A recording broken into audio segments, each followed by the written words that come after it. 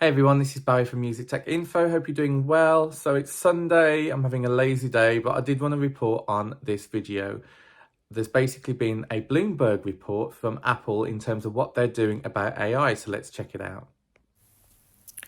Okay, so this Bloomberg article here basically explains that Apple has been testing their own version of GPT, like ChatGPT, but it's not going to be officially called that by Apple, but it's just to explain that, Apple's using generative AI tools to catch out OpenAI, which, as you know, is the most famous company at the moment in terms of AI progress.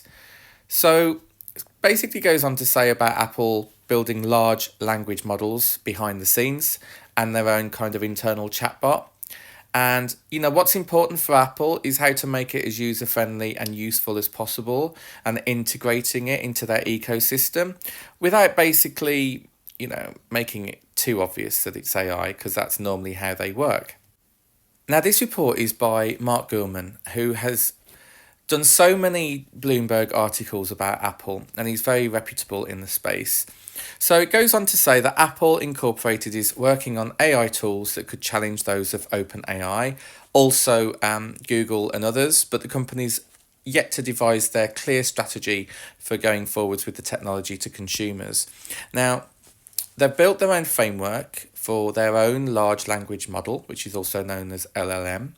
And the AA system is at the heart of offerings, as we know, for people that follow the channel, in terms of offering things like ChatGPT, AI intelligence via text prompt, but also Google's Bard as well. So the foundation that Apple is using is known as Ajax, but they've also created their chatbot service that some engineers are calling Apple GPT. Now, in recent months, the AI push has had a huge effect for Apple, with several teams collaborating on the project. So things like when the new release is going to be showing you the text of what people say on your voicemail, for example, when it happens live, that's AI. We're already using AI so much in Apple. Things how photos are recognised and people are recognised within those photos, that is AI. But Apple will never call it AI, well, up until now, because they just don't want to make it too difficult for the consumer to understand. They just want it built into their ecosystem. And I believe that's why Apple has been fairly quiet about it. So this is still a private matter in terms of Apple at the moment. They haven't officially announced anything relating directly to AI and their chatbot. But they're concerned about privacy, and that's been the main concern for Apple, which is why they normally tend to hold off from certain projects, is because they want privacy. They don't want to collect people's data. If they do, they want it to be completely secure as much as possible, unlike the likes of Google, for example. So as soon as this was announced, the shares gained as much as 2.3% to a record high after Bloomberg actually made this report in terms of the AI effort for Apple on Wednesday. Now, their shares were down previously to this, but this bumped them back up. Now, what was interesting was on the back of this, Microsoft, their shares slipped about 1% on the news, because as we know, they're one of the direct competitors of that. And they've declined to comment from Apple in Cupertino. So there was obviously a lot going on in the AI space over the last year. So we've had OpenAI ChatGPT, that was huge, revolutionary. We had Google Bard as well. We had Microsoft's Bing AI. And Apple was fairly quiet on this, but they were carefully, as I say, putting their AI features into these products for many years.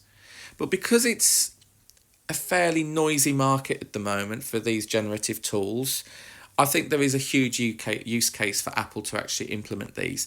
Whether it could be creating essays, images, video based on those text prompts. I mean, I'm featuring a lot of AI stuff on this channel, so make sure you subscribe if you're interested in those kind of things, because I do things like text to video, image to video, text to music, that the AI is developing in such a progressive way over just the last kind of 6 months that it's really kind of exciting to be aware of those. So make sure you subscribe to the channel if you're interested in that. So they've been, as I say, Apple have been fairly absent from this. Siri, the voice assistant, is just been flatlined over the last few years, and it's a big shame because there's a lot of potential in Siri. It would make complete sense for Apple to utilize AI with Siri because there's just so much that Siri can't do compared with the likes of other voice assistants that would really make it catch up fairly quickly. And I'm pretty certain they're working on that, to be perfectly honest. But as I said, improving photos and searching on your phone, that's all AI related, and that's what Apple has already implemented. But there may be future improvements for that as well via these new tools. And there's also autocorrect, which I forgot about, which is coming later this year. So it's going to be a lot better in terms of predicting the words that you're trying to type, and then you can just select those rather than having to type out those whole words. Now, Tim's been concerned, Tim Cook, about all of these AI services hitting the market purely because of privacy concerns. So, obviously, this technology has huge potential, but there's quite a few issues that need to be sorted out. He basically explained this in the conference back in May. And the fact that Apple will be implementing more AI to its products, but on a very thoughtful basis. And that's what I love about Apple, is they're very careful about how they affect the market. They love to have disruptors in the market, but they won't release something until they are 100% happy about it. And that's a huge deal with Apple. You often have to wait a lot longer than the competitors, but then when it comes, it's often better. And that's what I love about Apple. So he was in an interview with Good Morning America, and he was explaining, he uses ChatGPT, and it's something the company is looking at closely. But I'm pretty certain Apple will find a different way of doing it. If they're going to implement their own chat bot, then I think they're going to deal about it in a very different way, perhaps completely voice or something. That would be cool. So we've been aware that obviously there's been a lot of AI missing from the Apple ecosystem recently in terms of what the competition is offering.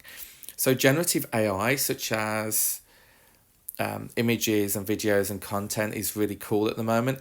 And it is going to transform how people interact with their phones and other technology. I mean, in the last year, Apple's got a revenue of nearly $320 billion, which is just crazy. And yeah, it could suffer if it doesn't keep up with these AI advances, which is why they've been working on the foundation for AI services with the Ajax framework. So their own framework, very similar to ChatGPT. It was created last year as part of the machine learning development, which is how Apple like to call AI. They don't like to call it AI, they call it machine learning, because it's a much more nicer feel about the words. So they've been working on that, and it's already deployed AI-related improvements, as I've said, and Maps is very good at as well with AI. And now Ajax is beginning to use a large language model and serve as that foundation for the similar style of ChatGPT. So this is how, this is kind of the ecosystem at the moment with Apple. And how is this going to affect these products and services via the new AI technology that Apple is developing? And we're yet to really find out. I mean, look at this iPhone. It's over half of their revenue. But you can see their services model has just been really growing over recent years. Their wearables is pretty huge, but also their home products they've combined in that blue.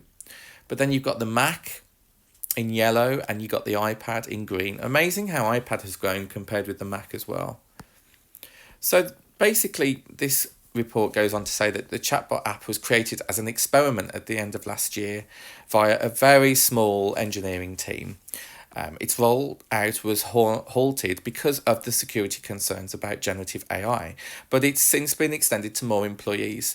The system requires special approval for access, but there is a caveat. Any output from it can't be used to develop features bound for customers. That's a huge issue for Apple, because if you think about it, Google is so strong because it uses people's data to actually improve itself. And that's something that Apple simply don't want to do. They like to keep things to the devices. So all of the prompts of Siri, they like to keep that on device so that it doesn't go into the cloud of Apple. If it has to, they're making sure that it's secure. Now, that is going to be an issue for Apple going forwards. And that is kind of, if they can't continuously improve their AI and their ecosystem, how is Apple going to manage this? I mean, what is possible is these ChatGPT tools can be downloaded, similar tools, and put onto laptops, and they're like 600 meg. So it's very possible that something like that of Apple could be put onto an iPhone, and that way it can tap into the internet, but then it doesn't belong on the internet, and that data isn't out for people to reach. So I imagine that's what Apple will be doing. So even so, Apple employees are using it to assist with product prototyping. It summarises text and answers questions based on data it has been trained with.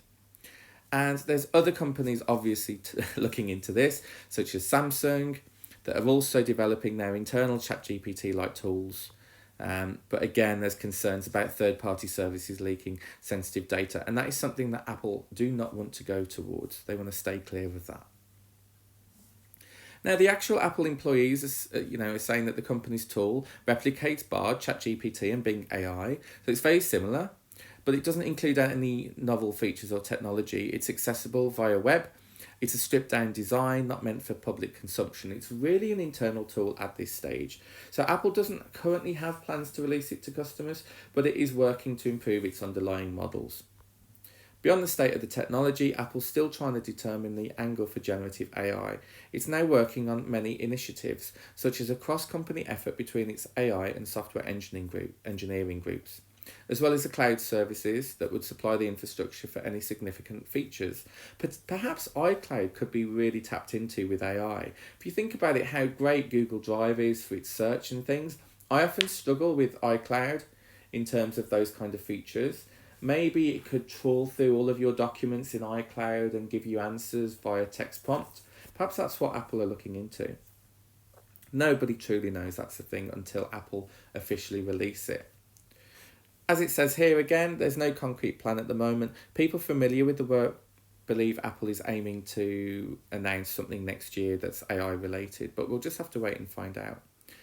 Now, John, the company's head of machine learning and AI, and Craig, is Apple's are basically heading the efforts as well as the top software engineering executive, but they haven't presented a united front within Apple apparently.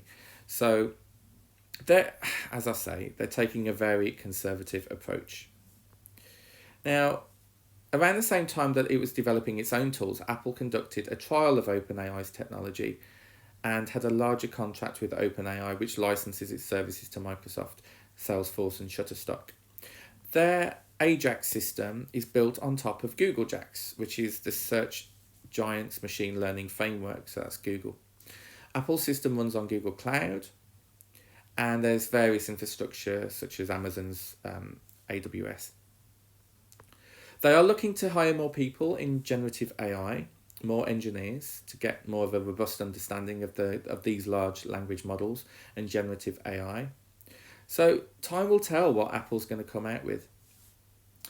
This report just basically says that the benefits of putting AI into Siri, just to give it more tasks and on behalf of users, would be a huge pro for the company, and it's something really that they should be doing. But in May, Tim Cook did defend the company's AI strategy, saying because it is already used in much of its product lineup, including the car crash and fall detection, which is just incredible, that there's great promise with large learning models, but being careful and aware of the possibility of bias and misinformation. And that's something that Apple certainly wouldn't want to be communicating about. So there needs to be guardrails and regulation in the space. Now, the company expanded its AI efforts in 2018 by somebody who previously led Google search and AI, but then there's been no splashy new AI features that could put it on the map. So again, they're kind of behind the curve on this, but I do think that something will come out going forwards. I mean, there has been reports about a future electric car using AI to power its vehicle's self-driving capabilities. Maybe they'll be able to put it in their headset. Who knows? But yeah, I hope this article helped in this video.